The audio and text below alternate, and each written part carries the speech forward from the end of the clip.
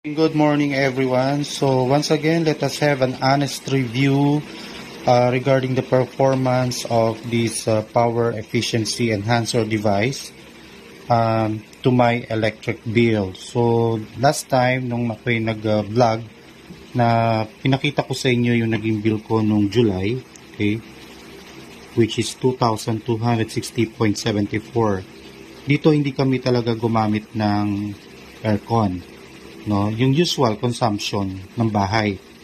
Now, nung gumamit ako nung August, kasi nagpakabit ako ng device. Nakabit ko siya nung August, okay.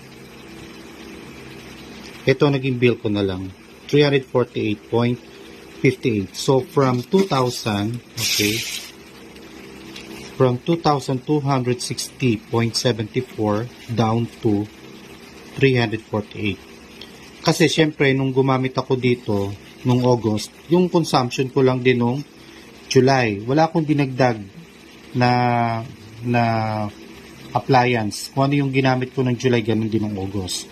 Para makita ko talaga yung savings niya. And then lumabas na yung bill ko ngayong September. This month naman ng September, meron akong naging guest na 12. So gumamit sila sa 3 unit ko. Okay, na nakaka-aircon lahat yon na 1.5 horsepower. Tapos yung isa pala doon 2 horsepower, may mga sarili silang mga ref. Tapos naka-shower heater sila, 12 sila gumagamit niyan. So in short, na-occupy yung 3 units for 1 week. Naka-aircon sila 24 hours. O sabi natin wag 24 hours kasi lumalabas din naman. Sabi natin mga nasa lang siya, nasa 15 to 20 hours a day ang gamit ng air condition. And then, syempre, nag-rice cooker din sila dyan, may mga sariling ref. And then, kumitsan, gumagamit sila ng electric kettle. So, ang naging bill ko nung August, syempre, expect natin yan, expect natin yan na mas malaki.